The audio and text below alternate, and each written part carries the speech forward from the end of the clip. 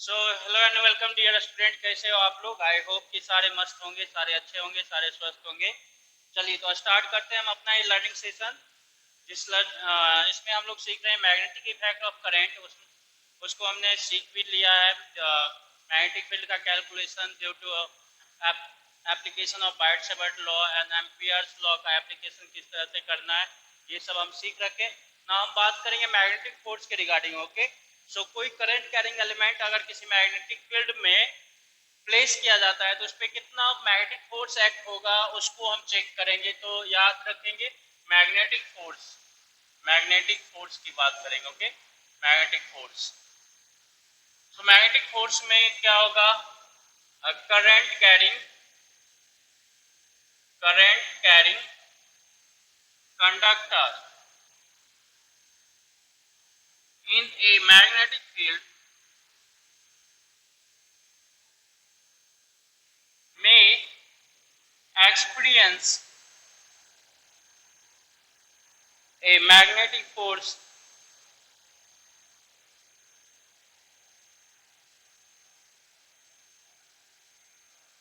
जरूरी नहीं कि हमेशा मैग्नेटिक फोर्स एक्सपीरियंस ही करेगा। ओके, में कर सकता है, मतलब कि एक्सपीरियंस हो भी कर भी सकता है और नहीं भी कर सकता है। उसका कंडीशन होता है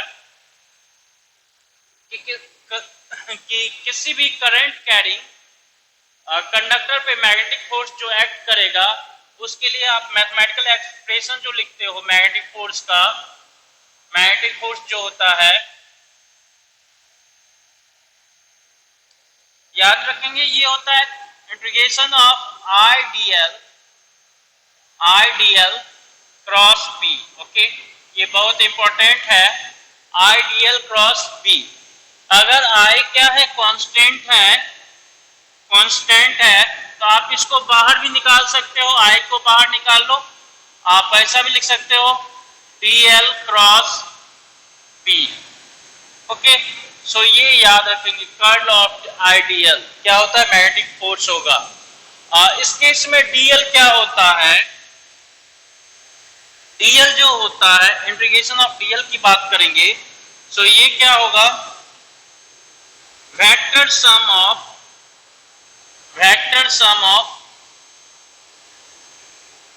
ऑल द करंट आईडीएल की बात करेंगे। Okay, current element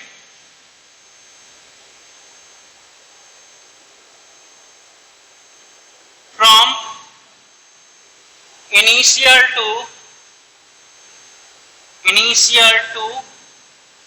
final position according to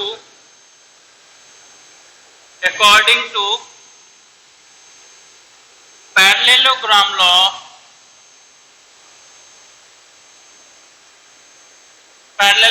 law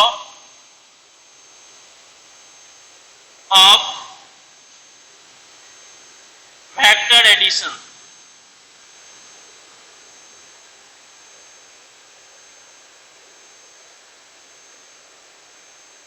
ठीक है, सो सिंपली अगर मान लो कि यहाँ पे I D L cross B है, ये मैग्नेटिक फोर्स क्या होगा, मैग्नेटिक फोर्स जीरो भी हो सकता है। इस केस में मैग्नेटिक फोर्स क्या होगा, जीरो होगा when integration of DL IDL, या फिर आप ऐसा कहो आईडीएल जो होगा perpendicular to B, if B जो है, इफ बी इज यूनिफॉर्म। और मान लो कि आई भी यूनिफॉर्म है, आई भी कांस्टेंट है, बी भी कांस्टेंट है, तो क्या हो जाएगा इसमें, डीएल जो होगा परपेंडिकुलर टू बी होगा इफ बी इज यूनिफॉर्म। तो हम बात करेंगे जैसे कि सपोज ये आपका क्या है, मैग्नेटिक फील्ड है, क्रॉस सिंबल मतलब कि मैग्नेटिक फील्ड जो है into the plane of board है। क्रॉस सिंबल करने का मतलब मैग्नेटिक फील्ड जो है आपका into the plane of board है। और ये सिंपल सा एक कोई भी इंडिपेंडेंट शेप का एक हम करंट एलिमेंट कंसीडर कर लेते हैं आई डी एल। ओके, तो इसमें आई करंट है तो इसका देखेंगे तो डीएल जो होगा यहाँ से लेकर यहाँ तक एल है, तो आप इसको ऐसा समझो, मैग्नेटिक फील्ड तो क्रॉस है, मैग्नेटिक फील्ड क्या है, इसमें क्रॉस है आपका मैग्नेटिक फील्ड, क्रॉस फील्ड है और आई है और ये एल है। तो इस केस में आप डायरेक्ट अगर ये जो है वेक्टर एल हो जाता है, आई होप कि आपको दिख रहा होगा यहाँ पे, आई होप कि आपको दिख रहा होगा यहाँ पे, हाँ।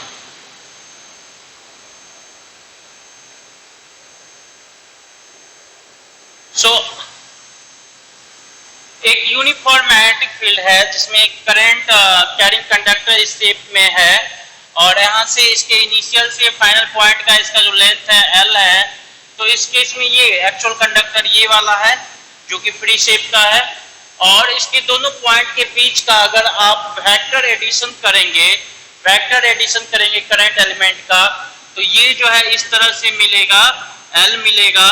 और आप अगर फोर्स की बात करेंगे तो फोर्स जो होगा I L cross B, I L cross B. Okay, so आप इसको इस तरह से भी याद रखेंगे।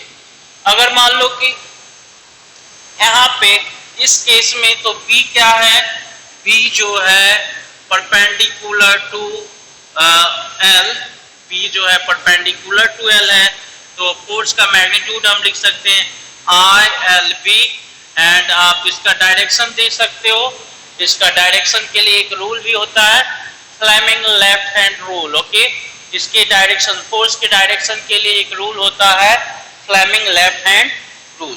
सो ये याद रखेंगे। ये क्या है, मैग्नेटिक फोर्स जो होता है उसका जनरल सबसे कॉमन फॉर्मूला जो होगा integral of I D L cross B, और उसका भी अगर मान लो कि dl को हम डायरेक्टली l वेक्टर के टर्म में लिख सकते हैं तो i l क्रॉस b लिखेंगे।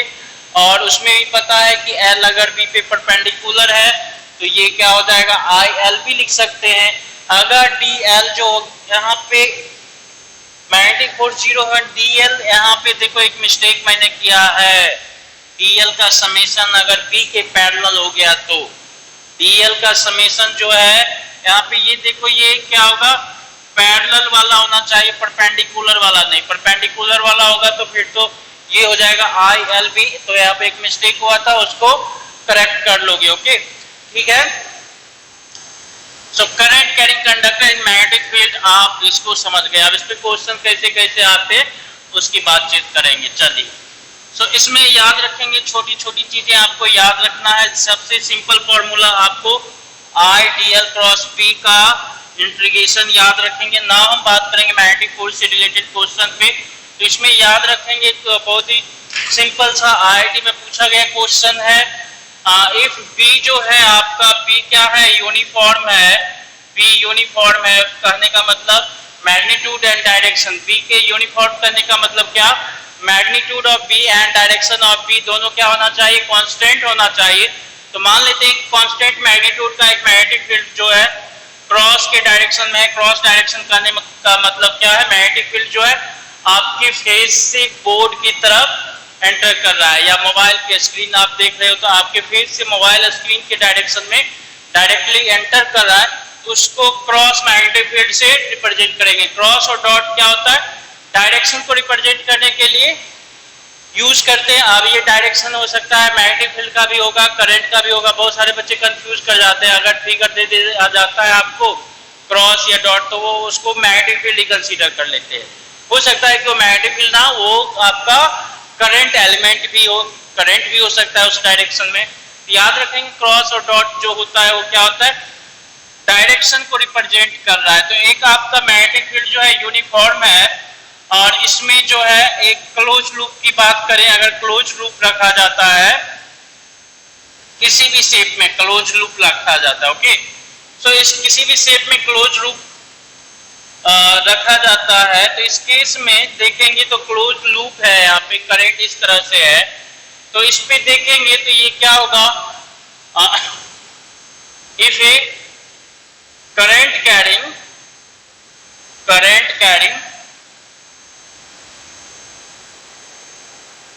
closed loop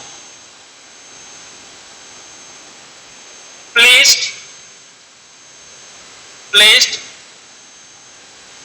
in a uniform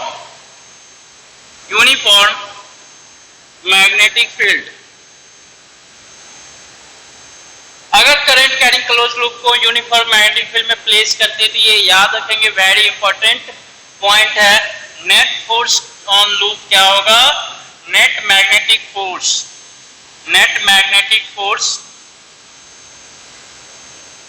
on loop जो होगा वो होगा जीरो। ये याद रखोगे बच्चे, net magnetic force on current carrying loop जो होता है वो जीरो हो जाता है। ओके, अब ये लूप किसी भी शेप का हो, चाहे रेक्टेंगुलर शेप का हो या फिर इस केस में डायरेक्शन ऑफ लूप और मैग्नेटिक फील्ड भी नहीं है। ओके, तो किसी भी डायरेक्शन में मैग्नेटिक फील्ड है और जो current carrying loop close loop की बात करते हैं, अगर मैग्नेटिक फील्ड यूनिफॉर्म है, यूनिफॉर्म मैग्नेटिक फील्ड है, then net force on loop क्या होगा? जीरो हो जाएगा। Net force on loop equal to zero कहने का मतलब ये नहीं कि ये जो है इसके किसी पार्ट पे जो है फोर्स ही नहीं लगेगा। देखो, अगर ये इसकी बात करेंगे तो ये जो होगा, लूप की बात करेंगे तो लूप पे फोर्स लगेगा। लूप पे क्या होगा? आई एल क्रॉस बी करेंगे, लूप पे फोर्स लगेगा। लूप पे फोर्स क्या होगा? लगेगा। बट ये जो है नेट फोर्स क्या हो जाएगा? नेट फोर्स की बात करेंगे वो जीरो होगा।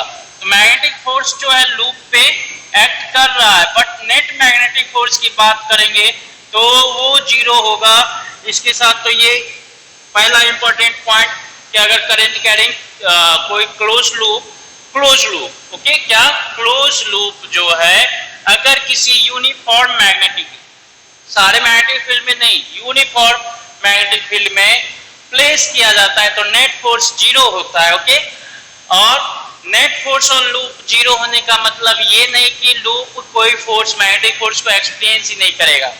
Net force on total loop जो है, नेट मैग्नेटिक फोर्स जीरो होगा, बट उस लूप का जो पार्ट होगा वो क्या है? फोर्स को एक्सपीरियंस करेगा। सो इस केस में एफ नेट की बात करेंगे तो जीरो है, बट क्या है? Part of loop is even though part of loop is experiences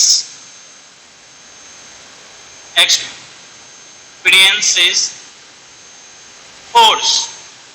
so part of loop जो है फोर्स को एक्सपीरियंस करेगा and loop is under tension।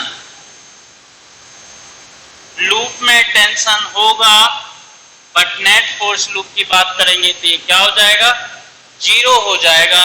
सो इस बात में याद रखेंगे। तो अगर कोई लूप इस तरह से है तो इस पे फोर्स भी जीरो होगा और टॉर्क भी क्या होगा? जीरो हो जाएगा।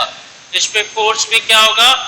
जीरो होगा और टॉर्क इस केस में अगर बात करें तो ये जो है एफ नेट क्या होगा? जीरो। एंड टॉर्क की बात करेंगे तो ये भी क्या हो गया? जीरो हो गया। सो इसको याद रखोगे बच्चे। मैग्नेटिक फोर्स की बात करेंगे तो मैग्नेटिक फोर्स क्या होता है? Ideal cross B, ideal cross B होता है। और अगर कोई क्लोज लूप किसी यूनिफॉर्म मैग्नेटिक फील्ड में रखा जाता है तो उस पे नेट फोर्स जीरो होता है। सो इस सिचुएशन में नेट फोर्स जीरो हो रहा है। नेट फोर्स जीरो होने का मतलब कि कोई फोर्स ही नहीं एक्ट करेगा, ऐसा नहीं है। Magnetic force each and every part पे, मैग्नेटिक फोर्स जो है ईच एंड एवरी पार्ट पे एक्ट करेगा, बट उसका सबका रिजल्टेंट अगर काउंट करेंगे तो नेट मैग्नेटिक फोर्स जो होगा लूप पे जीरो हो जाएगा। याद रखेंगे। इसमें टेंशन होगा, टेंशन का कैलकुलेशन के लिए और भी हम डाटा यूज करेंगे और क्वेश्चन के अकॉर्डिंग करेंगे उसको।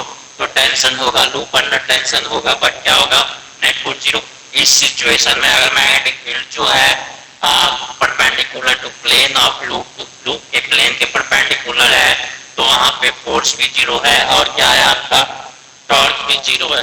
बट अगर सिचुएशन इसमें अलग हो जाता है, जैसे कि आप अल्टरनेटर या फिर जनरेटर की बात करते हैं, जनरेटर इंडक्टर या मोटर की वाले लूप की बात करेंगे तो उसमें मैग्नेटिक फील्ड यूनिफॉर्म होता है, नेट फोर्स जीरो होता है, बट नेट टॉर्क उसमें जीरो नहीं होता है। ओके, सो इस केस में यहाँ पे देखो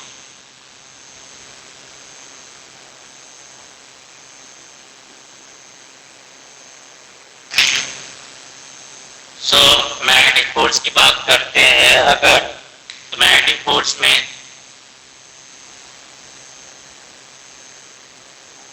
अगर मान लो कि ये मैग्नेटिक फील्ड है, इस तरह से मैग्नेटिक फील्ड है,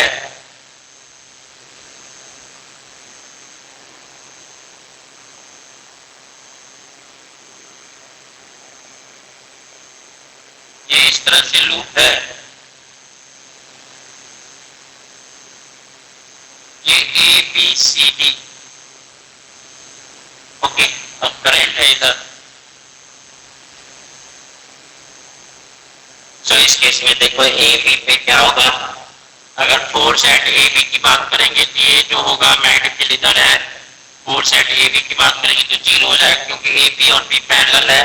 फिर ये देखिए अगर सी डी की बात करेंगे, एच बी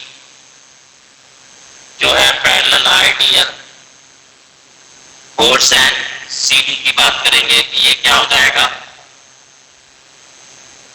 अगर इस तरह का लूप है ए बी सी डी और मैग्नेटिक फील्ड भी क्या है in the plane of loop है गिवन डायरेक्शन में from left to right, then इस केस में अगर इस लूप की बात करेंगे तो नेट फोर्स जो होगा ऑन लूप पे वो क्या हो जाएगा, नेट फोर्स तो जीरो ही होना है, एफ नेट क्या होगा जीरो होगा, ए बी में कोई फोर्स नहीं होगा, सी डी में कोई फोर्स नहीं होगा, एच बी क्या होगा, इस केस में भी देखो तो बी और आइडियल के बीच 180 डिग्री का एंगल बन रहा है और साइन 180 डिग्री जीरो होता है। इस केस में ए बी और बी के बीच क्या है एंगल, जो है आपका 0 डिग्री है, साइन 0 डिग्री जीरो होता है, तो इस पे भी फोर्स जीरो, सी डी पे भी फोर्स जीरो हो जाएगा, आइडियल के पैरेलल हो गया। तो अब इस केस में एफ ए डी जो है,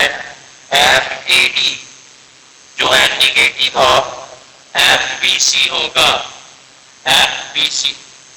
ओके, मैग्नीट्यूड में इक्वल बट निगेटिव होगा, निगेटिव या अपोजिट होगा, बी सी जो है ए डी के अपोजिट डायरेक्शन में होगा, या फिर ए डी जो है फोर्स ऑन ए डी जो है बी सी के बीसी पर जो फोर्स है उसके अपोजिट डायरेक्शन में होगा। तो इसको ध्यान में रखोगे, याद रखोगे, तो ये प्रॉब्लम है जिसमें प्रीवियसली अगर देखो तो उसमें क्या है, मैग्नेटिक फील्ड जो है perpendicular to the plane of loop है और यहाँ पर जो मैग्नेटिक फील्ड है आपका वो क्या है, in the plane of the loop है। तो इसको हम ध्यान में रखेंगे बच्चे, ये इंपॉर्टेंट है हमारे लिए। इस केस में अगर देखो, इस केस में अगर हम देखेंगे तो इस केस में जो टॉर्क होगा, टॉर्क की बात करेंगे, अगर हम इसको थोड़ा सा इस एक्सिस के अबाउट रोटेट कर दें, इस एक्सिस के अबाउट रोटेट कर दें, तो ये टॉर्क को एक्सपीरियंस कर सकता है। तो टॉर्क इस केस में जो होगा, एफ नेट की बात करेंगे तो ये जीरो होगा और टॉर्क नेट की बात करेंगे तो ये जो है नॉन जीरो होगा। टॉर्क का कैलकुलेशन हम करते हैं, टॉर्क का कैलकुलेशन आगे करेंगे इस केस में।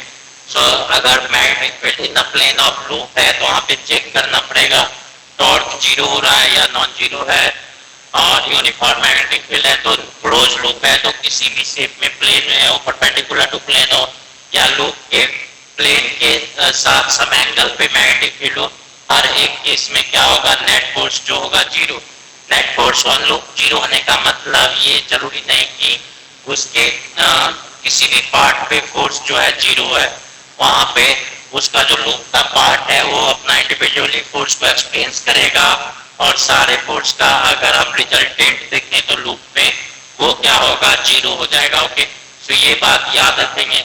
मैग्नेटिक फोर्स हो गया। अब इस पे एक और एग्जांपल कर लेते हैं, मैग्नेटिक फोर्स की बात करेंगे। इसी कंसेप्ट पे आईआईटी में पूछा गया भी एक क्वेश्चन है इस तरह से। ओके, क्वेश्चन इस तरह से है कि मान लो कि ये है आपका x और ये है आपका y और ये है आपका z एक्सिस। ओके, सो हमारा एक करंट कैरिंग लूप है,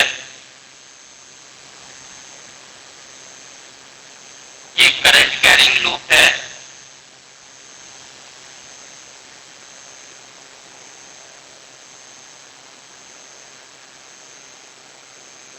ओके,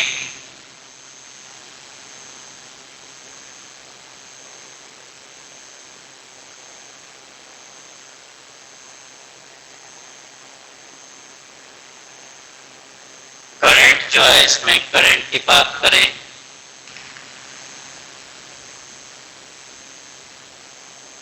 ये लेंथ की भी बात कर लेते हैं। चलो ठीक है, ये है आपका L, ये L, ये L/2, ये भी L/2, ये L, ये L। करंट का डायरेक्शन देखो इस तरह से है।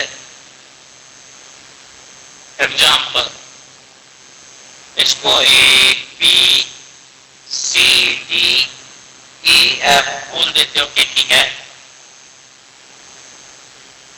सो आपसे पूछा गया मैग्नेटिक फील्ड जो है यहाँ पे दे रखा है आपको, मैग्नेटिक फील्ड जो है आपका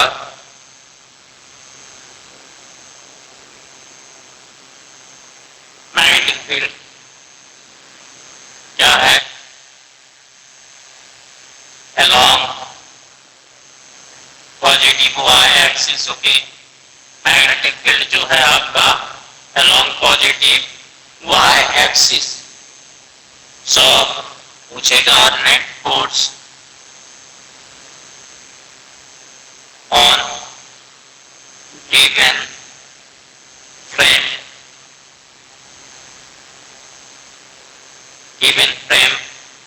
A B C D E F। Okay, ये A B C D E F पे नेट फोर्स कितना होगा।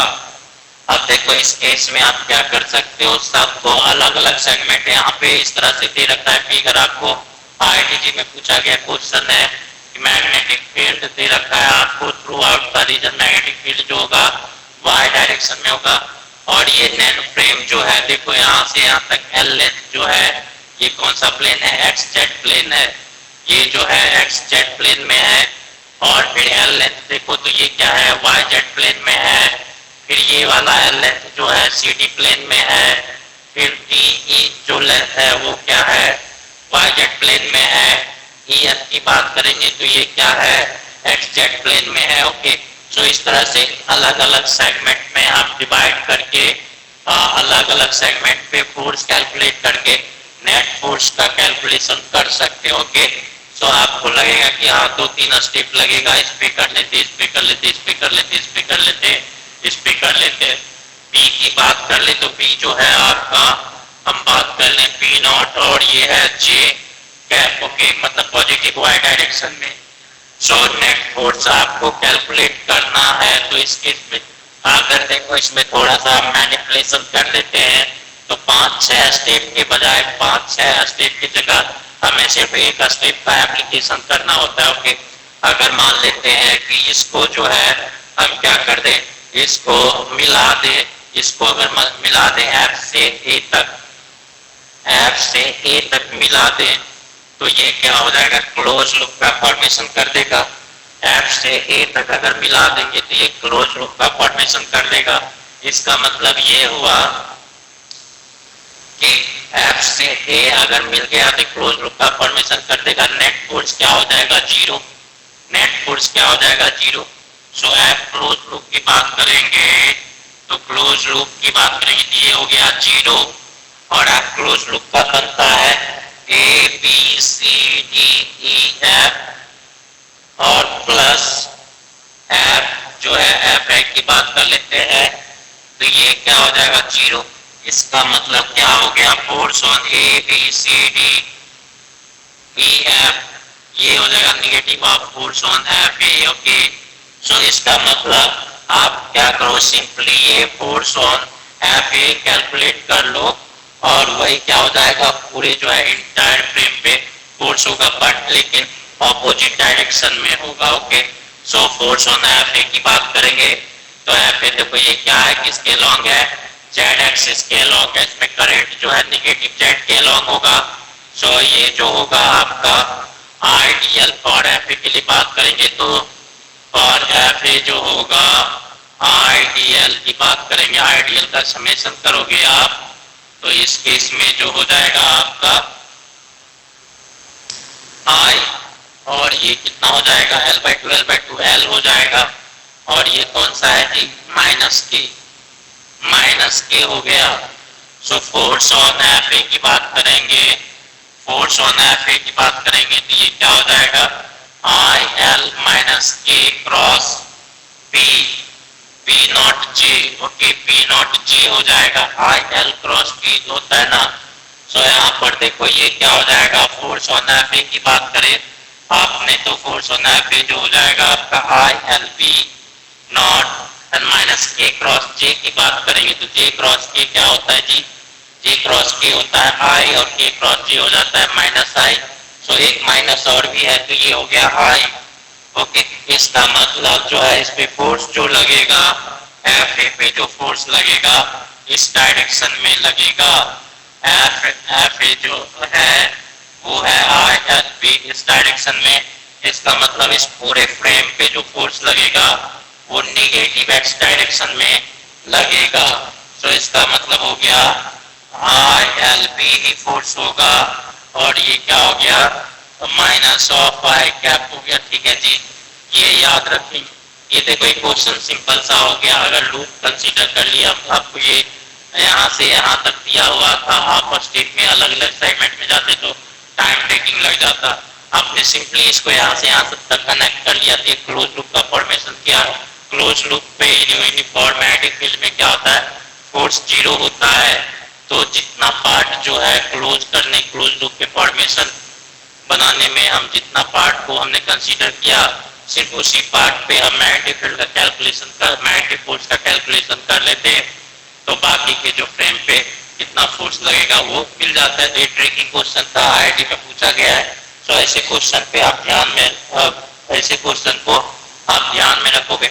नेक्स्ट हम बात कर लेते हैं मैग्नेटिक मोमेंट पे आके। ओके तो ये मैग्नेटिक फोर्स हो गया। हम नेक्स्ट जो है magnetic force between two current carrying a straight wire और उसके पहले डायरेक्शन ऑफ मैग्नेटिक फोर्स की बात कर लेते हैं।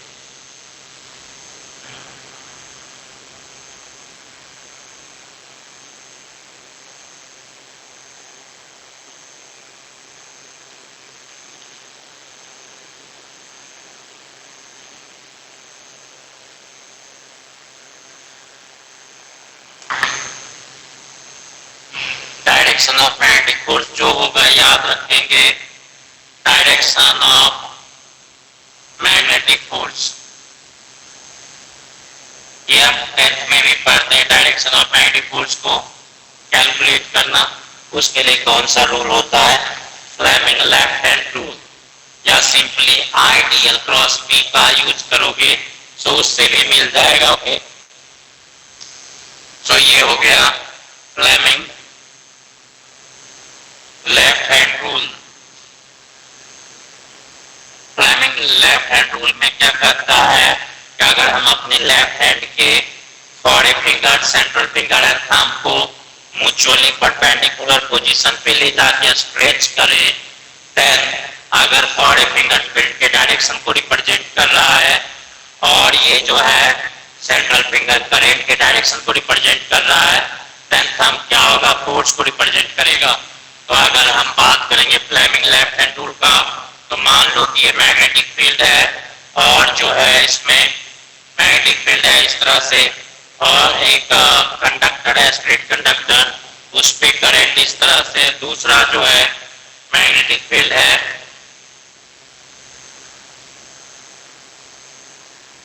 करंट जो है ऐसा है, तीसरा डॉट मैग्नेटिक फील्ड है करंट ऐसा है डॉट मैग्नेटिक फील्ड है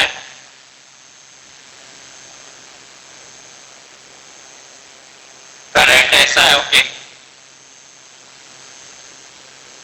सो ये फ्लेमिंग लेफ्ट हैंड रूल जो है आपको लैंग्वेज में पूछा जाता है आप लिख सकते हो if we stretch the and forefinger of left hand such that they are mutually perpendicular to each other, then if forefinger represent direction of magnetic field and central finger represent direction of current, then thumb will gives the direction of magnetic force. Okay, so इस case में ये याद रखोगे, एक तो magnetic force और current element, current का direction parallel हो गया या एंटी पैरेलल हो गया, तो उस केस में क्या हो जाएगा, मैग्नेटिक फोर्स जीरो हो जाएगा उस पार्ट पे। ये बात तो पहले ही हम लिख रखे हैं। तो इस केस में अगर देखो कि क्या है, अगर आपका इसमें सीधा सीधा आप लिख लेते हैं बॉडी फिंगर जो होगा ऑफ लेफ्ट हैंड, इसका लेफ्ट हैंड का बॉडी फिंगर जो होगा magnetic field,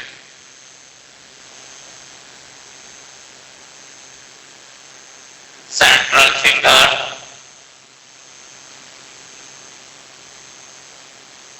current and thumb जो होगा direction of force, direction of force.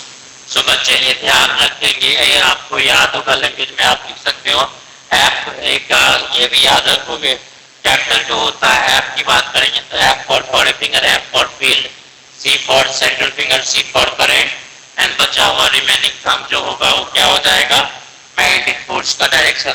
तो सिंपली अगर इसमें देखो तो इसमें लेफ्ट हैंड रूल का एप्लीकेशन करो तो ये देखो ये करंट है, ये फिंगर और ये जो है आपका ये करंट होगा और ये क्या होगा, फील्ड होगा, और ये फोर्स की बात करेंगे तो फोर्स इधर होगा। तो इसमें फोर्स का डायरेक्शन देखो, ये सिंपली आपको दिख रहा है मैग्नेटिक फोर्स जो है आपकी इस डायरेक्शन में होगा। यहाँ पे I L right hand thumb cross product के लिए यूज करने के लिए हम क्या करते हैं, राइट हैंड का जो है थंब और फिंगर के कर्ल करने का डायरेक्शन का यूज करते हैं। तो अगर मान लो कि ये आईडियल इधर है और फील्ड क्या है अंदर है, तो आईडियल से फील्ड की ओर अगर आप करोगे, इसके फिंगर को कर्ल करोगे तो ये देखो फोर्स इधर मिल जाएगा। Okay, so generally cross product में जब भी डायरेक्शन फाइंड आउट करना होता है तो ए क्रॉस बी अगर करना है, ए क्रॉस बी, तो ए से बी के डायरेक्शन में अपने राइट हैंड का जो फिंगर होता है उसको कर्ल करना होता है, थंब को देखना होता है। ओके, और बी क्रॉस ए है तो बी से ए की तरफ इसको कर्ल करेंगे और थंब का डायरेक्शन देखेंगे। ओके, तो अगर मान लो कि ए जो है इधर है और बी इधर है तो ए क्रॉस बी की बात करेंगे तो ए क्रॉस बी देखो थंब जो है इनटू द बोर्ड आ रहा है। अगर बी क्रॉस ई करे, बी ऊपर है और ए इधर है तो बी से ए की तरफ कर्ल करेंगे तो ए इधर आ गया, मतलब out of plane of board हो गया। सो आप राइट हैंड का भी यूज कर सकते हो कर्लिंग द फिंगर वाला। Ideal cross B cross product का डायरेक्ट डायरेक्शन आपको पता होता है, नहीं तो ये वाला जो स्टेटमेंट होता है उसके अकॉर्डिंग क्या होता है, लेफ्ट हैंड जनरली बहुत सारे बच्चे क्या होता है कंफ्यूज भी कर जाते हैं, लेफ्ट हैंड की जगह राइट हैंड यूज कर लेते हैं तो फिर उनका डायरेक्शन उल्टा हो जाता है। ओके, सो लेफ्ट हैंड का क्या होता है, for a finger central, for a finger central finger, central finger and ये थंब। ओके, सो ये देखो सेंट्रल फिंगर करंट के डायरेक्शन को, फॉर ए फिंगर फील्ड के डायरेक्शन को, तो मैग्नेटिक फोर्स जो है इस साइड आपको मिल रहा है। इसमें देखो सेंट्रल फिंगर नीचे की ओर, फील्ड जो है फॉर ए फिंगर के डायरेक्शन में, देन मैग्नेटिक फोर्स जो होगा इस डायरेक्शन में होगा। ओके, मैग्नेटिक फोर्स जो है इस डायरेक्शन में। सो मैग्नेटिक फोर्स का डायरेक्शन हमेशा आपको जरूरत पड़ेगा और ये बहुत जरूरी है। सो इसकी हैबिट डाल देना कि मैग्नेटिक फोर्स का डायरेक्शन हमें जल्दी से जल्दी एज फास्ट एज पॉसिबल हमें काउंट करना आना चाहिए।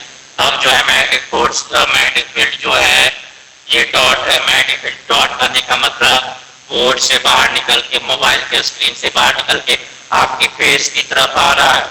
क्रॉस करने का मतलब आपके फेस से मोबाइल स्क्रीन की तरफ जा रहा है। ओके, सो डॉट करने का मतलब ये बाहर आ रहा है। तो इसमें देखो फॉर ए फिंगर जो है फील्ड का डायरेक्शन ये होगा, करंट ऊपर जा रहा है, करंट ऊपर है, ठीक है जी।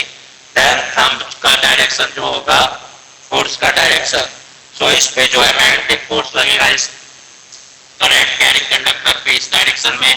और इस पे बात करेंगे तो सिमिलरली और लेफ्ट हैंड का यूज करो करोगे देन इसमें ये हो जाएगा FB। ओके, सो इसको याद रखेंगे। Direction of magnetic force very important होता है, आपको याद रखना पड़ेगा। ओके, सो इसमें बहुत सारे क्वेश्चंस हो सकते हैं, आपको याद रखना पड़ेगा। Magnetic force on the loop, ये सब बहुत सारे क्वेश्चंस हैं, आपको दिया जाएगा। उसके बाद जो है डिस्कशन करेंगे हम। ओके, सो इसमें आगे हम बात आते हैं magnetic dipole and dipole moment की बात कर लेते हैं। Magnetic dipole and dipole moment का। ओके, हाँ, उससे पहले magnetic force between two current carrying conductor, magnetic force between two current carrying conductor, वो जानना बहुत जरूरी है।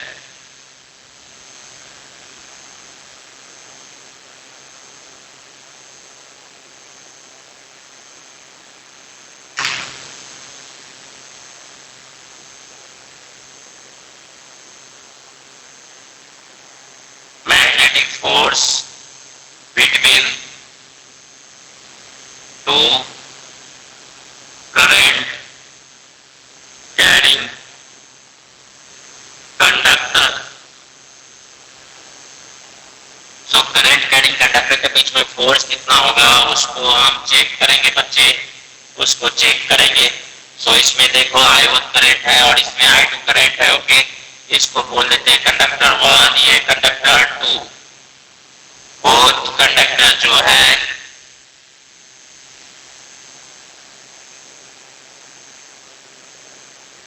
Are of infinite length.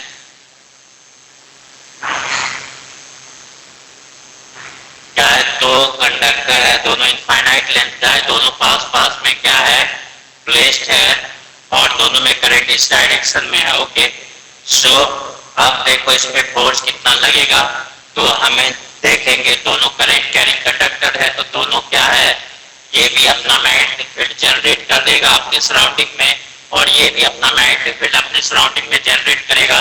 तो अगर कोई करंट कैरिंग एलिमेंट मान लो कि इसका ये पहले से यहाँ पे आया हुआ है तो ये अपना मैग्नेटिक फील्ड यहाँ पे जमा रखा होगा, फिर इसको लेके आएंगे तो ये करंट एलिमेंट जो है इसके मैग्नेटिक फील्ड से क्या होगा, इंटरेक्ट करेगा। या फिर ये अगर आया है तो इसने अपना मैग्नेटिक फील्ड जमा रखा होगा, फिर इसको अगर यहाँ पे प्लेस करेंगे तो ये इस करंट एलिमेंट जो है इसके मैग्नेटिक फील्ड से क्या होगा, इंटरेक्ट होगा। या फिर ऐसा बोल सकते हैं कि दोनों आया है तो दोनों का मैग्नेटिक फील्ड क्या होगा, एक दूसरे के साथ इंटरेक्ट होगा। तो इंटरेक्ट होगा तो दोनों एक दूसरे को अट्रैक्ट करेगा या फिर दोनों एक दूसरे को रिपेल करेगा। ओके, सो आप देखो यहाँ पे B1 की बात करेंगे तो यहाँ पे सेपरेशन हम मान लेते हैं कि D है दोनों के बीच का सेपरेशन। तो अब यहाँ पे अगर देखो तो I1 की वजह से B1 ओके मैग्नेटिक फील्ड, अरे यार बहुत बकवास हो गया है, magnetic field due to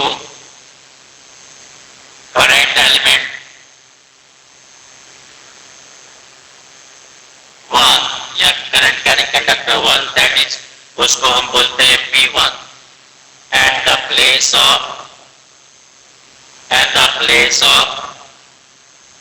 current element 2। मतलब क्या, इस करंट कैरिंग कंडक्टर के कारण इसके प्लेस पे मैग्नेटिक फील्ड की बात करेंगे तो P1 होगा और P1 का मैग्नीट्यूड अगर आप लिखोगे तो क्या होगा, mu nought I1/2 pi D। Okay, और दूसरा अगर similarly magnetic field due to current element, magnetic field due to current element 2 at the place of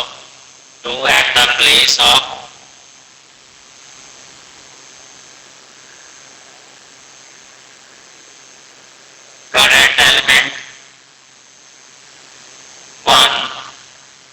सो इस केस में P2 होगा, इस करंट की वजह से, इस कंडक्टर करंट कैरिंग कंडक्टर की वजह से इसके प्लेस पे magnetic mu nought I2 by 2 pi D. Okay ठीक है जी। अब देखो भाई I1 की वजह से I2 के प्लेस पे मैग्नेटिक फील्ड का डायरेक्शन देखेंगे तो राइट हैंड थंब रूल का यूज करो। ये जो है कंडक्टर ये करंट का डायरेक्शन थंब के अकॉर्डिंग, और अगर फिंगर को कर्ल करेंगे तो फिंगर जो है बोर्ड के अंदर जा रहा है। इसका मतलब ये जो होगा इसकी वजह से P1 का जो डायरेक्शन होगा इनटू द बोर्ड, P1 का जो डायरेक्शन होगा वो क्या होगा इनटू द बोर्ड। और इसका देखो ये क्या है I2 की वजह से I1 के प्लेस पे देखेंगे ये थंब है, ये थंब के डायरेक्शन में I2 एंड फिंगर को देखो तो फिंगर क्या हो रहा है बाहर आ रहा है, फिंगर क्या हो रहा है बाहर आ रहा है। इस साइड अगर देखेंगे हम तो यहाँ पर होगा, फिंगर देखें तो ये क्या हो रहा है बाहर आ रहा है फिंगर, तो इस केस में ये डॉट है। सो अगर मान लो कि दो अपोजिट डायरेक्शन वाला मैग्नेटिक फील्ड क्या होता है मिलता है, तो ये क्या हो रहा है ये लबी डबी जैसा अट्रैक्शन हो रहा है। ओके तो अपोजिट डायरेक्शन वाला मिलेगा तो क्या होगा अट्रैक्शन होगा। ऐसा भी समझ में आ गया। ऐसे आप लेफ्ट हैंड रूल से भी देखोगे। तो अब यहाँ पर देखो P1 की बात करें तो यहाँ पे जो है P1 जो है आपका क्या है क्रॉस है, करंट क्या है ऊपर है। तो यहाँ पर देखो लेफ्ट हैंड रूल फील्ड जो है फील्ड क्या है into the board, field P1 जो है इनटू द बोर्ड, करंट जो है ऊपर की ओर, देन फोर्स जो है टुवर्ड्स लेफ्टवर्ड, तो इस पे फोर्स लगेगा लेफ्टवर्ड। अब इसकी बात करें P2 की बात करें, P2 तो है यहाँ पर देखेंगे इसकी वजह से अगर P2 की बात करेंगे तो P2 क्या है डॉट है, मतलब मैग्नेटिक फील्ड इधर बाहर आ रहा है, मैग्नेटिक फील्ड बाहर आ रहा है। I1 का डायरेक्शन देन फोर्स का डायरेक्शन, तो फोर्स का डायरेक्शन ये हुआ force on 1 due to 2, force on 1 due to current in 2 और force on 2 due to current in 1। तो अगर आप इसकी बात करेंगे तो F12 की बात करेंगे तो I और ये मान लेते हैं कि L की जगह हम DL लिख लेते हैं, छोटे से एलिमेंट पे छोटे से लेंथ के लिए IDL। क्रॉस P की बात करेंगे तो क्रॉस तो करने का मतलब IDL P sin theta, cross करने का मतलब दोनों परपेंडिकुलर है थीटा 90 डिग्री, उसका कोई मतलब ही नहीं होगा। IDL P1 मैग्नीट्यूड की बात कर रहे हैं तो ये हो गया I1 हो जाएगा 1 में करंट कितना है I1 DL, और ये सॉरी 1 पे 2 की वजह से 1 पे 2 की वजह से तो P2 लिखेंगे आप। तो ये P2 हो जाएगा और ये हो जाएगा आपका I1 और ये DL को बाद में लिखेंगे μ1 I2 by 2 pi D into DL। Okay या फिर आप इसको DF1 2 by DL की बात करेंगे तो ये हो गया आपका μ0 I1 I2 by 2 pi D into DL। Okay so force per unit length की बात करें, फोर्स पर यूनिट लेंथ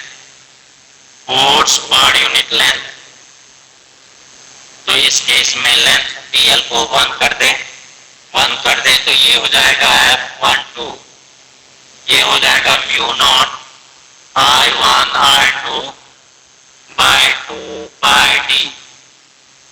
अब यहाँ पे ध्यान दो जितना F12 होगा according to Newton's third law of motion F21 भी उतना ही होना चाहिए।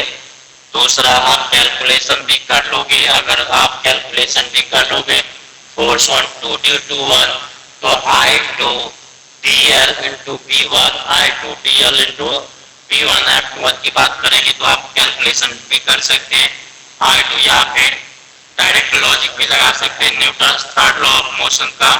I2 DL इंटू P1 की बात करेंगे तो ये भी आएगा μ1। यहाँ पे df2 की बात करें तो μ1 I1 I2 by 2 pi d 2 pi d DL हो जाता है, डायरेक्शन पहले ही मेंशन कर रखे हैं। So force per unit length की बात करेंगे तो फोर्स पर यूनिट लेंथ जो हो जाएगा, फोर्स पर यूनिट लेंथ की बात करेंगे तो फोर्स पर यूनिट लेंथ जो हो जाएगा ये हो जाएगा F1 equal to μ1 I1 I2 by 2 pi d। Okay, so ये याद रखेंगे बच्चे। सो दोनों का मैग्नीट्यूड देखो F12 इक्वल टू क्या हो गया, F21 हो गया। दोनों क्या है, एक दूसरे को इक्वल फोर्स से अट्रैक्ट करेगा। इस केस में अट्रैक्ट हो रहा है, याद रखेंगे, मैग्नीट्यूड याद रखेंगे। Force, magnetic force per unit length, magnetic force per unit length between two current carrying parallel conductor, between two current carrying parallel conductor। जो फॉर्मूला आपको रटा होना चाहिए μ0 I1 I2 by 2 pi d, μ0 I1 I2 by 2 pi d। Per unit length के लिए जो दो straight current carrying conductor एक दूसरे को फोर्स से अट्रैक्ट करेगा पर यूनिट लेंथ के लिए, वो होगा μ0 I1 time I2 time 2 pi d। इसको हम याद रखेंगे, ठीक है जी बच्चे। हाँ, तो इसको याद रखोगे, बाकी कहानी सब कुछ है, सिंपली आपको ये याद रखना है समझ के कि दो करंट कैरिंग स्ट्रेट कंडक्टर जो है एक दूसरे को पर यूनिट लेंथ के लिए जो इंटरेक्ट करेगा जिस मैग्नीट्यूड ऑफ फोर्स से, उसका मैग्नीट्यूड होगा कितना, उसका मैग्नीट्यूड होगा μ0 I1 I2 by 2 pi d। और उसमें याद रखेंगे पर यूनिट लेंथ के लिए, पर यूनिट लेंथ के लिए जो magnitude of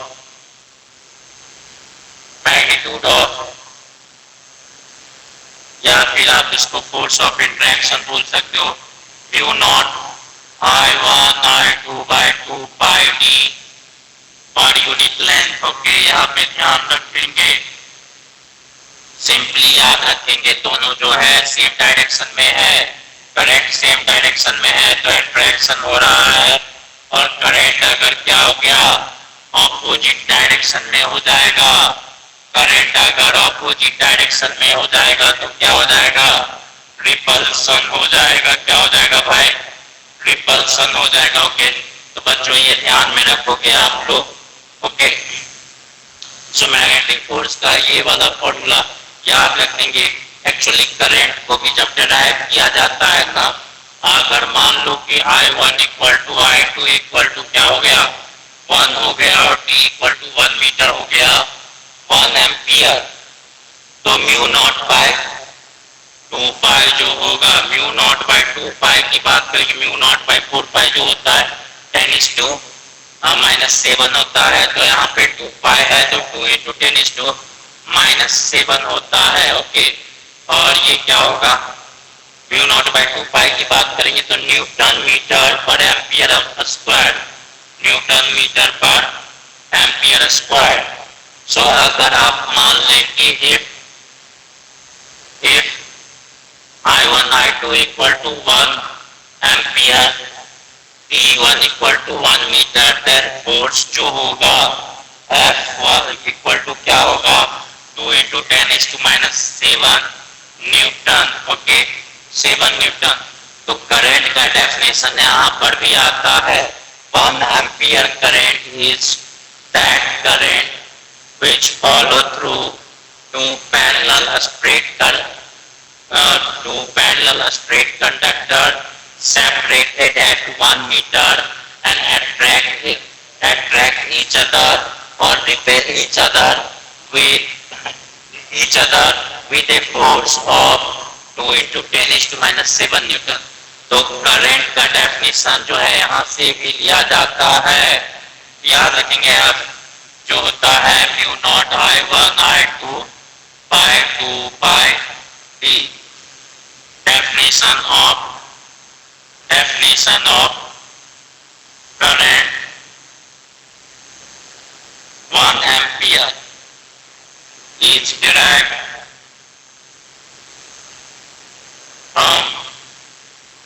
is formula of force. Magnetic force. Okay, ठीक है बच्चे। तो आप ये याद रखेंगे कि करंट का 1 एम्पियर का जो है डेफिनेशन ऑफ 1 एम्पियर करंट की बात करें, 1 एम्पियर करंट जो होता है इसी फॉर्मूले से ड्राइव किया जाता है। ओके, सो इसको याद रखेंगे बच्चे। चलिए ठीक है, तो आई होप कि आपको ये समझ में आ गया। नाउ हम बात कर लेते हैं magnetic dipole, magnetic dipole moment का। ओके, मैग्नेटिक डाइपोल मोमेंट की बात कर लेते हैं।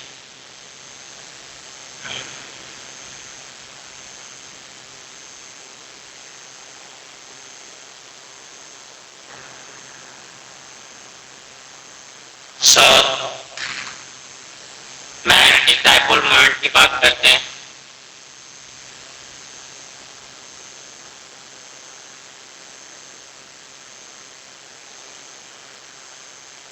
मैग्नेटिक डाइपोल मोमेंट में क्या होता है, करंट पहले ही बताया, एक करंट कैरिंग कॉइल जो है वो क्या है, मैग्नेटिक की तरह बिहेव करता है और उसका मैग्नेटिक डाइपोल होता है।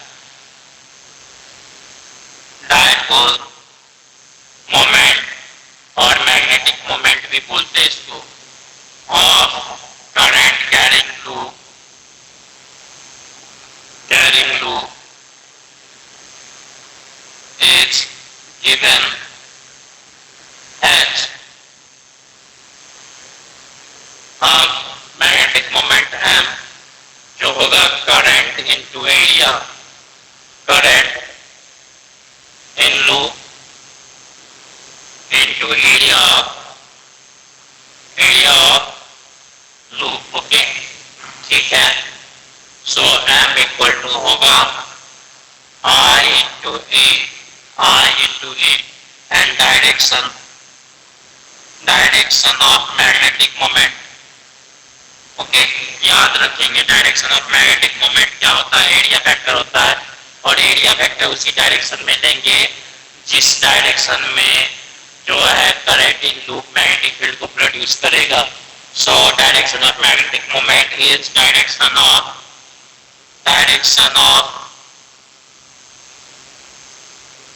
मैग्नेटिक फील्ड होगा क्या, direction of magnetic field due to current in loop. ठीक है भाई, अगर मान लो कि एग्जाम्पल ये जो है आपका इसमें आई जो है आपका ये है 5 एम्पियर और ये रेडियस जो है आपका 2 मीटर हो गया, तो मैग्नेटिक मोमेंट अगर मान ले नंबर ऑफ टर्न जो है 100 टर्न्स हो गया, तो magnetic moment M equal to क्या हो जाएगा, M इक्वल टू हो जाएगा आपका N into I into area. Okay, N into I into area. Okay, so ये हो गया आपका 100 इंटू 5 एम्पियर इंटू एरिया की बात करेंगे तो पाई आर स्क्वायर, एरिया जो हो जाएगा N into I into pi R square.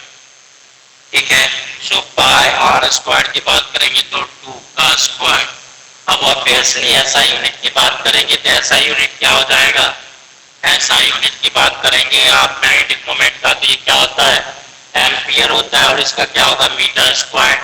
तो ये हो गया एम्पियर मीटर स्क्वायर हो गया जी, एम्पियर मीटर स्क्वायर जो होगा मैग्नेटिक मोमेंट होगा। तो ये हो गया आपका 400 5 2000 और पाई 2000 पाई, ये हो गया आपका एम्पियर मीटर स्क्वायर। ओके, 420 तो 2000। अब डायरेक्शन की बात करेंगे तो यहाँ पे देखो, अगर ये करंट जो है इस डायरेक्शन में है, करंट इस डायरेक्शन में है, तो ये जो है मैग्नेटिक मोमेंट की बात करेंगे तो मैग्नेटिक फील्ड जो होगा इस करंट के साथ क्या होगा, क्रॉस होगा। तो एम की अगर फैक्टर में लिखेंगे एम को आप अगर एम को वेक्टर में लिखना चाहते हो मैग्नेटिक मोमेंट को, तो ये है यहाँ पे देखो 2000 बाय am स्क्वायर, और ये होता है क्रॉस, ये होता है आपका क्रॉस। ठीक है जी। सो इसको ध्यान में रखेंगे ना। हम बात करेंगे अगर आपसे जैसे कि एक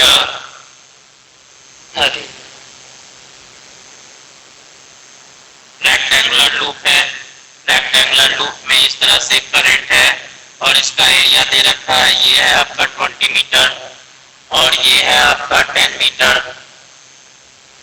ओके, और इसमें नंबर ऑफ टर्न है आपका n equal to 50, number of total number of turn है 50 इस कॉइल का, और करंट I इक्वल टू है 2 एम्पियर। ओके, सो इस केस में मैग्नेटिक मोमेंट इस लूप का क्या होगा, तो कोई दिक्कत नहीं होगा आपको फाइंड आउट करने में। मैग्नेटिक मोमेंट की बात करेंगे तो m इक्वल टू क्या होगा, number of total number of turn that is 50, current in loop that is 2, area of loop की बात करें तो 220 इंटू 10 L इंटू B कर देंगे तो 200, ये क्या होगा ampere metre square. So magnetic moment आप इसका कैलकुलेट कर सकते हो, एम्पियर मीटर स्क्वायर हो गया। और इसमें अगर फैक्टर में लिखेंगे तो ये क्या हो जाएगा, लूप में डायरेक्शन जो है करंट का क्या है, क्लॉकवाइज सेंस में है। डायरेक्शन क्या है, क्लॉकवाइज सेंस में है। तो क्लॉकवाइज डायरेक्शन में अगर राइट हैंड के फिंगर्स को कर्ल करेंगे तो थंब का डायरेक्शन इनटू द बोर्ड आता है, दैट इज क्रॉस हो जाएगा। अगर यहाँ पे एरो डालो तो वहाँ पे क्रॉस डालेंगे, नहीं तो सिर्फ मैग्नीट्यूड में डील करेंगे। तो आई होप कि आपको मैग्नेटिक मोमेंट कैलकुलेट करना समझ में आ गया। और भी इस पे न्यूमेरिकल्स होते हैं और उसको हम कर सकते हैं। जैसे कि एक क्वेश्चन और लेते हैं मैग्नेटिक मोमेंट के कैलकुलेशन पे। ओके, सो मैग्नेटिक मोमेंट के कैलकुलेशन पे एक क्वेश्चन और लेंगे हम,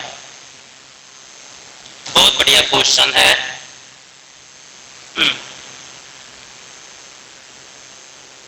दो चार्ट कर देना।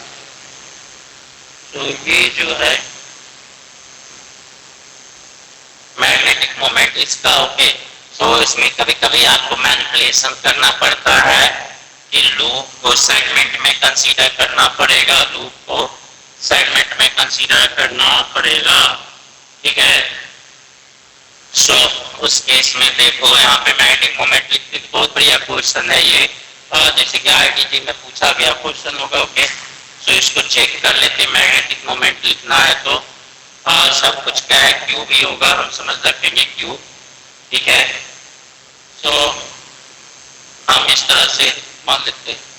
तो इस केस में हम देख लेते हैं जैसे कि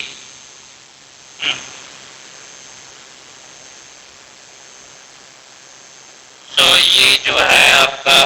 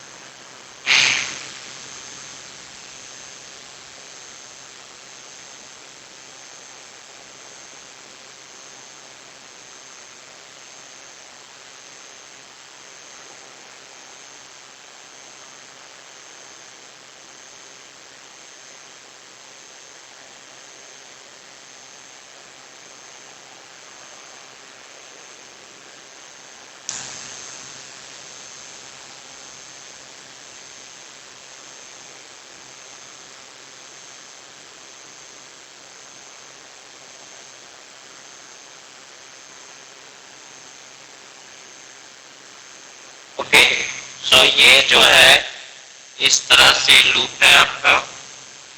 इसको हम देखें तो ये वाला लूप है, ये वाला लूप है, ये वाला लूप है, ये वाला लूप है, ये वाला लूप है, ये वाला लूप है, ये वाला लूप है। ओके, तो इस तरह से करंट जो है, इस तरह से देखो करंट जो है इस तरह से लूप में ट्रेवल कर रहे हैं। ओके, इसको हम x बोल देते हैं, इसको y बोल देते हैं, इसको z बोल देते हैं। अब सबका जो है एज लेंथ ये क्यूब है ऑफ एज लेंथ, ये भी जो है a है आपका, ये भी जो है लेंथ a मान लेते हैं, और ये वाला भी जो है लेंथ आपका a ही मान लेते हैं। ठीक है, सो इस केस में a है, तो आपको बताना है कि डायपोल मोमेंट क्या होगा, cube of edge length a। Okay, so edge length सबका a है। और करंट की बात करेंगे तो जो ब्लैक वाला आपको दिख रहा है ब्रांच, सिर्फ ब्लैक वाले ब्रांच में करंट है, और जो डॉट डॉट दिख रहा है उस ब्रांच वहां पे कंडक्टर है ही नहीं, उसमें करंट है ही नहीं। तो इस केस में क्या है कि आपको सुपरपोजिशन प्रिंसिपल का यूज करना पड़ता है। ओके, देखो यहाँ पे कोई करंट नहीं है, यहाँ पे देखो बच्चे ये बहुत ही इंपॉर्टेंट है, यहाँ पे कोई करंट नहीं है। इसका मतलब क्या है कि अगर हम इसमें दो ब्रांच कंसीडर कर लें, एक इधर से इधर इसको कनेक्ट कर रहा है और एक इसको इधर कनेक्ट कर रहा है। ओके, सो एक करंट जो है इधर जा रहा है आई, और इसी में हम सुपरपोजिशन कंसीडर कर लेते हैं कि करंट जो है आई इधर से आ भी रहा है, तो नेट करंट इसमें जीरो हो गया। सो इसको हम ऐसा भी समझ सकते हैं, इसको कनेक्ट अगर कर दिया तो इसमें आई करंट ऊपर को जाएगा इधर से इधर, और नीचे वाले फेज में आई करंट जो है ऊपर से इधर आएगा। ठीक है, सिमिलरली इसमें देखेंगे तो इसमें देखो तो सिमिलरली जो है ये एक करंट हम मान लेते हैं कि इधर से इधर जा रहा है, और दूसरा करंट की बात करें तो दूसरा करंट हम मान लेते हैं कि ये जो है दूसरा करंट इधर से इधर जा रहा है आई, मतलब कि नेट आई जो हो गया इस केस में भी नेट आई जो है इस ब्रांच में जो डॉट डॉट वाला है। ओके, सो इसको पहले हम इसको थोड़ा सा आई जो है अभी रख देते, इसको एक बार मैनिपुलेट कर लेते, फिगर बना लेते तो ज्यादा आपको अच्छा लगे। अच्छा, रिकॉर्डिंग में तो आ ही गया होगा ना? हाँ ठीक है, कोई दिक्कत नहीं, तो हम यहाँ पे कर लेते हैं। तो ये जो है आई इधर से इधर, और इसमें मानते हैं कि आई इधर से इधर जा रहा है। अगेन हम समझते हैं कि इसमें जो है कोई करंट नहीं है, तो एक करंट इधर आई जा रहा है और एक करंट जो है इधर आई जा रहा है। ठीक है, अगेन इसमें जो है कोई करंट नहीं है, तो हम समझते हैं कि एक करंट जो है इसमें देखते हैं तो एक करंट हम समझ लेते हैं कि इधर को आ रहा है क्या भाई, एक इधर को जा रहा है। ठीक है, और एक इधर को आ रहा है। ठीक है भाई, तो इस तरह से हम समझ लेते हैं। अब इसमें देखें, इसमें कोई करंट है, इसमें भी हम समझ सकते हैं कि एक करंट जो है इधर जा रहा है और दूसरा करंट इधर को आ रहा है। ओके, ठीक है जी, सो ऐसा हम इसको कंसीडर कर लेते हैं, जिसमें देखें तो ये क्या होगा, कौन सा किस स्टेप में आ रहा है, तो इसको हम बात कर लें तो A B C D E F G H, इसके कितने फेस होंगे, 1 2 3 4 5 6 फेस होगा। ओके, सो फेस अगर देखेंगे तो ऊपर वाला फेस देखें अगर, तो ए बी एफ ए की बात करें तो ए बी एफ ए की बात करें तो ये इस तरह से देखो, ए बी एफ ए की बात करें तो इस तरह से करंट है, इस तरह से करंट है। ए बी एफ ए क्या होगा, एक्स जेड में होगा, और ये क्या है, एक्स जेड प्लेन में है। क्या है, एक्स जेड प्लेन है। तो इस केस में देखो, ये इस केस में देखे तो इसका एरिया क्या हो जाएगा, एरिया हो गया ए स्क्वायर, एंड मैग्नेटिक मोमेंट की बात करेंगे तो इसका हम देखें, ये है आपका ए बी एफ ई, इसका मैग्नेटिक मोमेंट हम देखें तो ये क्या लिख सकते हैं बच्चे, इसका मैग्नेटिक मोमेंट की बात करेंगे तो ये देखो एरिया, इसको हम बोल देते हैं 1, तो ये हो गया आपका एरिया ए स्क्वायर हो गया, और करंट इसमें आई होगा, सब ब्रांच में देखो आई करंट है, आई करंट है ना जी, ए बी एफ ई में। ए बी एफ ई की बात करें, हाँ, तो यहाँ पर देखिए ए बी एफ ई में, तो ये ए बी एफ ई में कुछ आ रहा है, देखिए कुछ जो है इस दोनों में इधर और इस दोनों में इधर, और एक इधर बन गया। इसमें इधर समझने का कोई मतलब है, एक ये वाला हो गया, एक ये वाला हो गया। तो सबका इस तरह से करेंगे बच्चे। इसमें देखो तो हम ए की बात करें, अगर हम ए की बात करें तो ए बी और ये वाला फेस अगर इसमें ऐसा मान लेते हैं और ये ऐसा हो जाएगा, ठीक है, ये ऐसा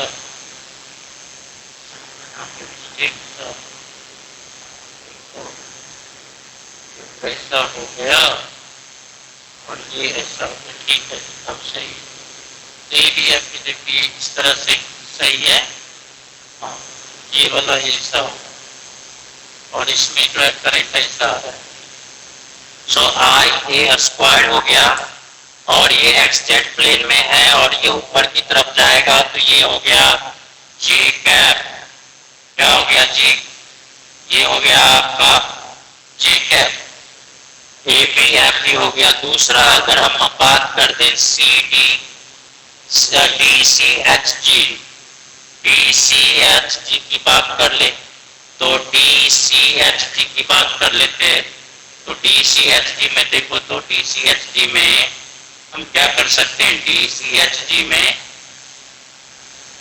यहाँ पर तो कोई है नहीं, तो डी सी एच जी में हम यहाँ डी सी एच जी की बात करें तो ये देखो डी सी एच जी की बात करते हैं तो ये हो गया आपका, ये वाला ले ले, ये वाला ले ले, ये वाला ले ले, ये वाला चले, ठीक है।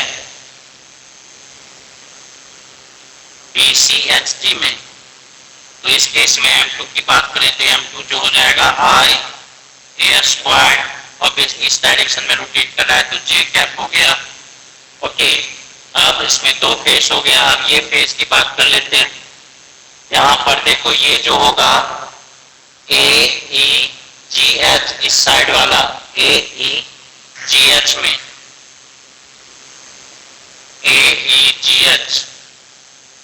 AEGH की बात कर ले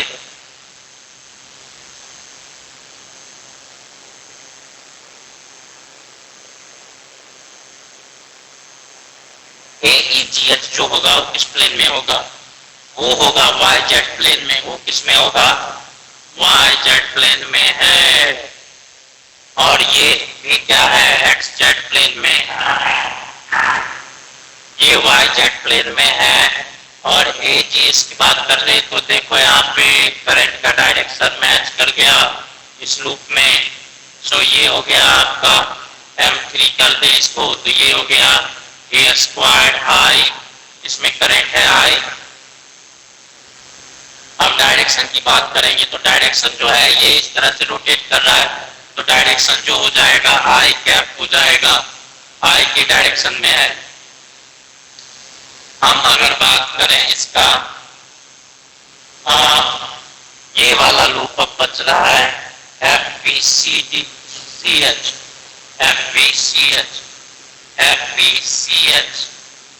FVCH में अगर हम देखें तो इधर से देख रहे हैं तो ये जो हो गया करंट जो है इस तरह से रोटेट कर रहा है, करंट इस तरह से रोटेट कर रहा है FVCH।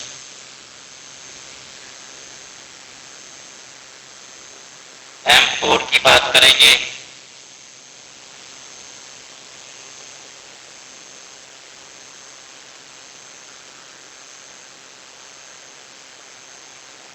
M4 की बात करेंगे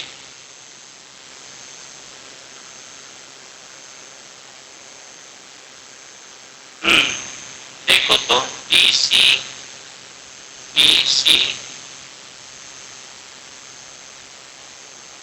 ठीक है। सो इस केस में अगर M4 की बात करें तो एरिया तो A स्क्वायर हो गया, करंट आई होगा और करंट आई होगा और इस लूप में अगर इस डायरेक्शन में देखो जा रहा है, इस डायरेक्शन में जा रहा है तो इस केस में जो है ये तो दोनों में कंसीडर हो जाएगा ना, करंट की बात करेंगे तो इसमें दोनों में कंसीडर हो जाएगा। तो 2i तो है नहीं, i ही है। तो इस केस में थोड़ा सा मिस्टेक हुआ है, इसका एक्चुअल देखेंगे। मान लेते हैं यहाँ पे 2i है तो इस तरह से हो जाएगा, ठीक है।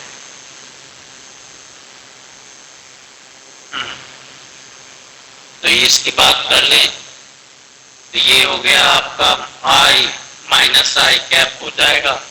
M4 की बात करेंगे तो एक्चुअली इसमें 6 नहीं बनता है, इसमें थोड़ा सा फिगर में मिस्टेक होगा, वहाँ पे करेक्ट कर लेंगे तो उसको हम चेक करेंगे। तो लेकिन इसमें जो है आइडियोलॉजी जो है इसका कहीं पर करेंट नहीं है, तो हम वहाँ पे कंसीडर उस ब्रांच में कर सकते हैं कि आई करंट आ रहा है और आई करंट इधर भी जा रहा है, तो नेट करंट वहाँ पे 0 है। ओके, तो इसका एक्चुअल में देखेंगे तो कौन सा है।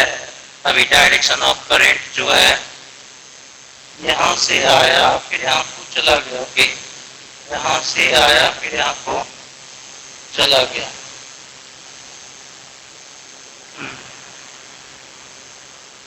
तो यहाँ से आया, ये यहाँ से आया यहाँ को चला गया, तो इसमें करने की जरूरत नहीं है, यहाँ पे करंट नहीं है, इसमें करने की जरूरत नहीं था, यहाँ पे करंट नहीं है, इसमें करने की जरूरत नहीं था। ये नीचे वाला ये वाला तो रहेगा, ठीक है जी। ए बी सी डी भी नहीं रहेगा, ये भी नहीं रहेगा, ए बी सी डी नहीं रहेगा, हाँ ए बी सी डी नहीं रहेगा, ठीक है, वो तो बनाया ही नहीं था। एक ए बी एफ ई तो रहेगा, ए बी एफ ई। देखो यहाँ पे कुछ नहीं था तो यहाँ पे कुछ डालने की जरूरत नहीं है। यहाँ पर एक हमें आई आ रहा है, आई जा रहा है, यहाँ पे आई आ रहा है, आई जा रहा है, 3 केस बन जाएगा। यहाँ पर भी जो है आपका ये करंट इसमें नहीं है, तो इसमें करंट डालने का रिक्वायरमेंट नहीं है हमें। 3 फेस बनेगा हमारा, एक ये फेस और एक ये फेस और एक ये फेस। ओके, सो थोड़ा सा इसमें करेक्शन होगा, तो इसमें 6 फेस के रिक्वायर जगह हम 3 फेस ही बनाएंगे।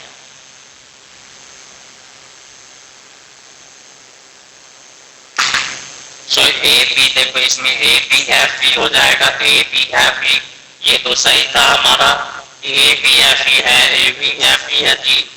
सो इस केस में देखो ए बी, ये बी है, ये ए है, ये एफ है और ई है। तो इसमें मान लेते हैं ये करंट ऊपर जा रहा है तो ऊपर गया, ये इधर गया, ये ठीक है इधर गया, और एक मान लेते हैं इधर गया, ठीक है जी। तो ए बी एफ ई में करंट देखेंगे, M1 की बात करें तो ये हो गया आपका ये इस प्लेन में है जी, एक्स जेड प्लेन में है। एक्स जेड प्लेन में मोमेंट ऑफ डाइपोल मोमेंट इस लूप का कंसीडर करेंगे तो करंट आई इनटू एरिया की बात करेंगे तो स्क्वायर होगा, तो ये स्क्वायर हो जाएगा। ओके, इन ये वाला फेस अब होगा, ये वाला फेस में करंट नहीं है, तो यहाँ पर भी आपको ये करंट कंसीडर करने की जरूरत नहीं होगी, क्योंकि हमारा 3 लूप तो बन ही गया है, ये वाला ये वाला ये वाला, और इसको डालेंगे तो इसको हम यूज नहीं कर पाएंगे। ओके, तो कोई मतलब नहीं है। दूसरा जो है आपका AEGD की बात करें तो AEGD में देखो ये वाला करंट तो इसमें कंसीडर कर रखे हैं, अब ये वाला करंट जो है यहाँ पे कंसीडर करेंगे, तो ये हो गया आपका AGD, तो ये हो गया आपका AEGD।